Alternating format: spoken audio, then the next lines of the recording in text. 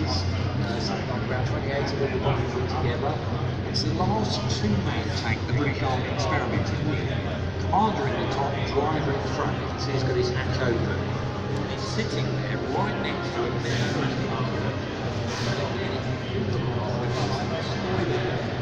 It's a balance model.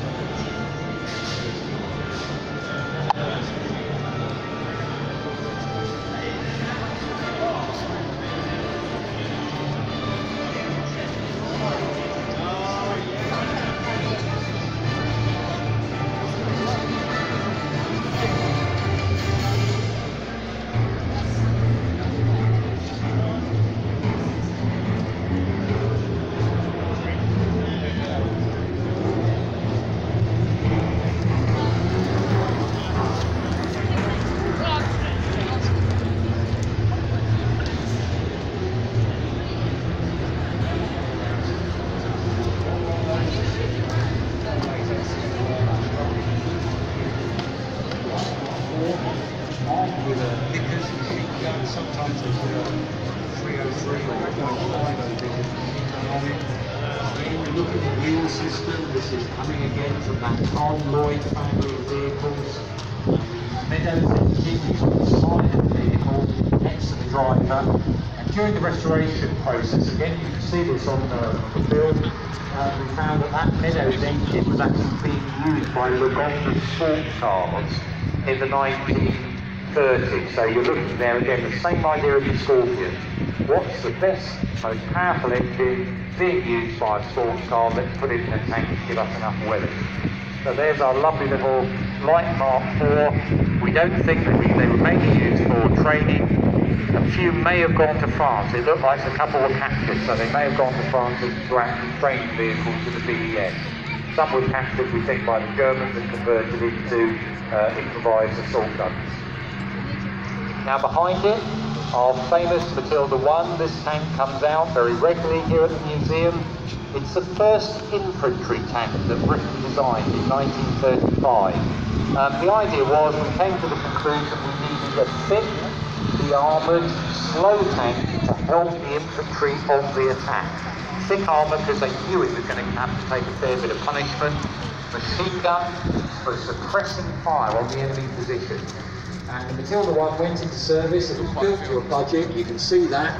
V8 engine in the back. We've actually popped in a Rover car engine to keep this one going because we haven't got the original engine for it. But the A11, or the Mark I infantry tank as it was called, very simple. Again, we've got the commander in the top, driver in the front, radio on the floor. Only 140 of them were built. These are going into service with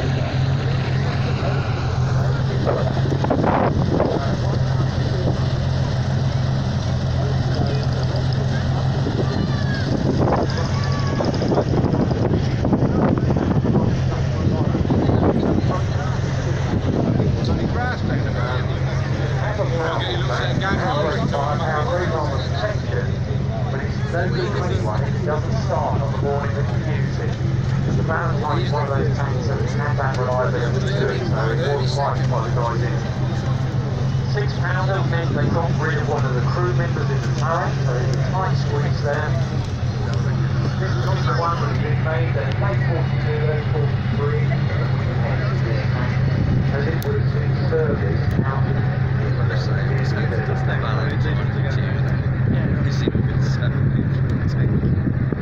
even though they'd originally designed what they did, we ended up using these as cruise attacks. The three sort of ideas behind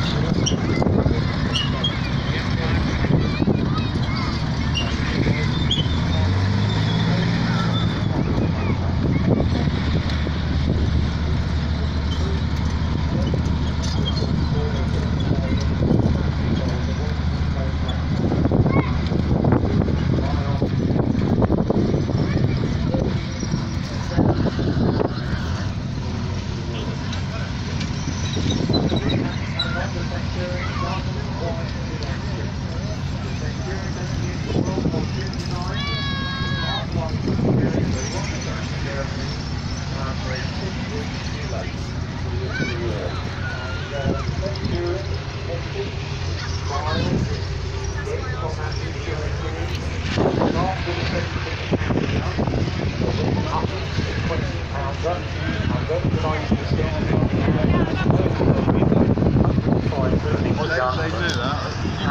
comes by far the best tank in the world. Nobody weighs about it. An absolutely stunning vehicle. Long track, perfect combination.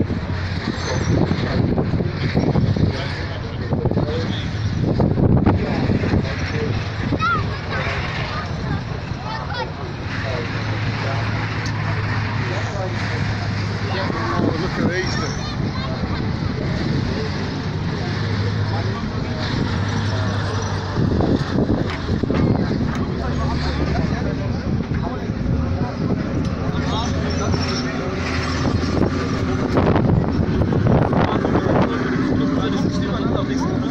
Aber die haben auch wieder in dem Museum viel geändert.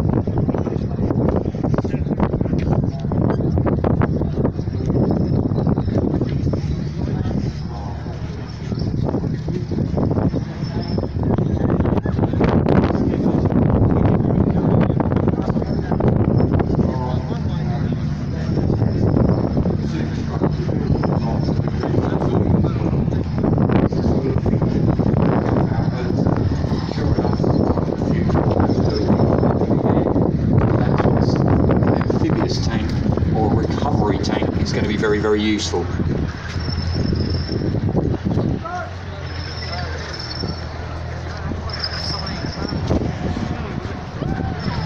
So there's our rather beautiful comic tank. I mentioned its sea service at the end of the war.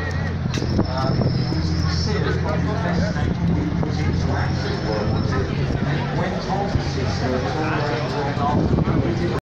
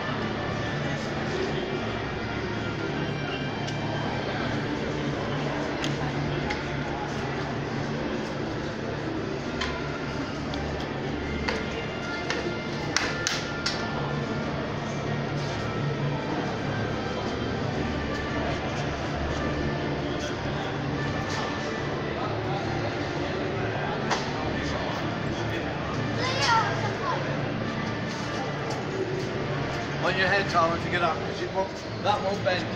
That won't bend.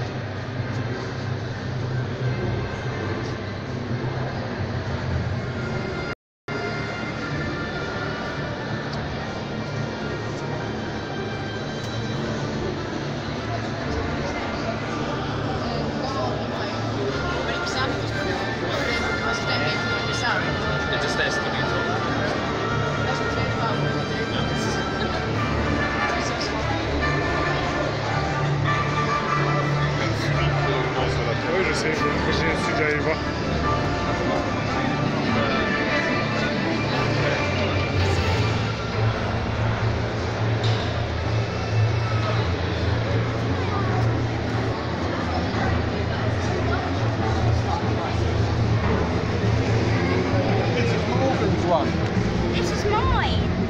That one's mine. You know how to break it. You know how to touch it.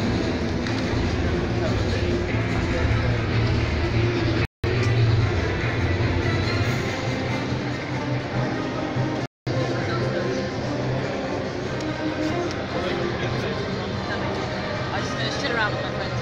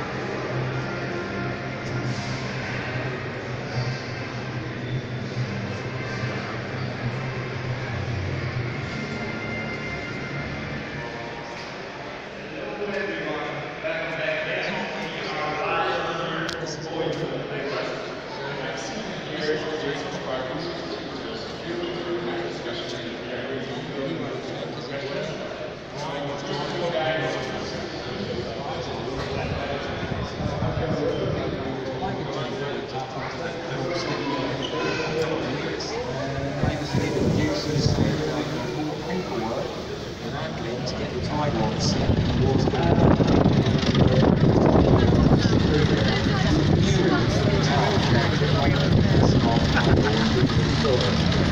so we were very sure that everything was covered off, how many engine starts, how many turns, how many days we were going to let the tide run. In fact, it was only 2 days film that they got back to see with our tide. It was about 6 months. Overall, this Sherman did about 100 kilometres when it was on the set there. It's, as I mentioned, the late war version. You've got this, what they call the HVSS suspension, a different type of suspension than some of the early Shermans. Wider track, and again, we've got rather a lot of track on this vehicle. Thicker armour on front and back.